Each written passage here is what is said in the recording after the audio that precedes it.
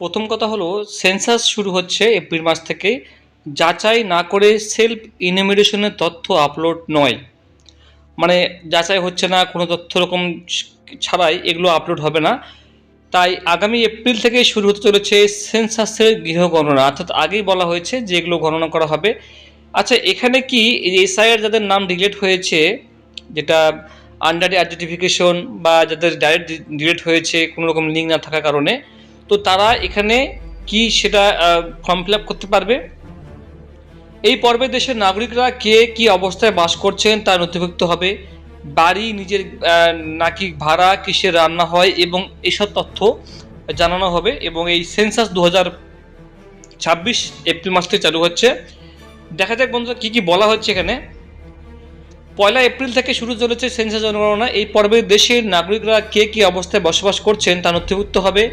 বাড়ি নিজের নাকি ভাড়া, কিসে রান্না হয়, এসব তথ্য সংগ্রহে কাজ হবে। আজ সোমবার গৃহ ও জনগণনা নিয়ে সাংবাদিক সম্মেলন করবেন registrar general of India Mrityunjay Kumar Narayan.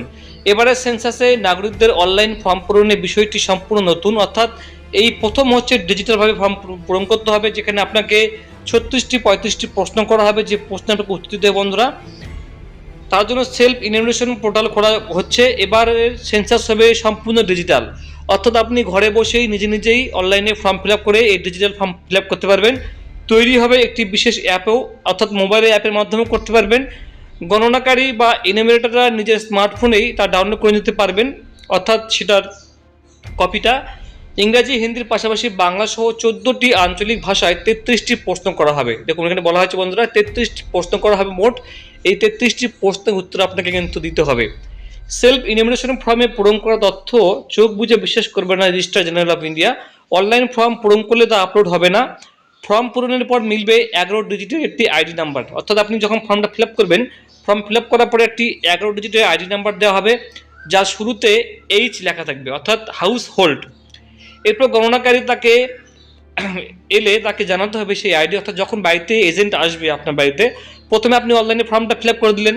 আপনার বাড়িতে আপনাকে একটা প্রিন্ট আউট জেনারেট হয়ে গেল, আপনাকে একটা প্রিন্ট আউট নিয়ে নিলেন দোকানে গিয়ে।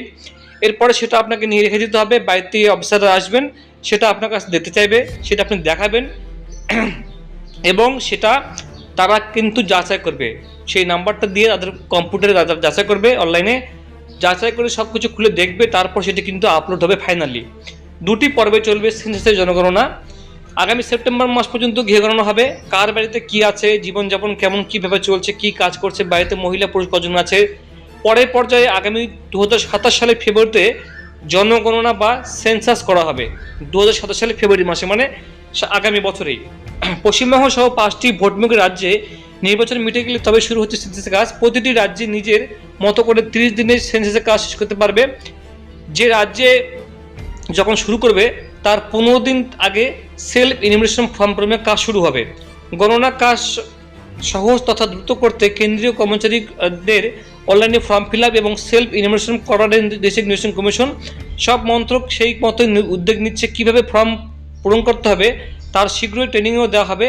সেন্সাসে প্রায় 30 লক্ষ লোক কিন্তু এটা কাজ করবেন সারা দেশে। তো বন্ধুরা, এই ছিল আপডেট, আপনারা কি জানাবেন। আচ্ছা, আরেকটা কথা বললাম, যাদের নাম ডিলিট হয়ে গেছে তারাও কিন্তু এখানে ফর্মটা ফিল আপ করতে পারবেন, সেক্ষেত্রে কোনো সমস্যা কিন্তু হবে না।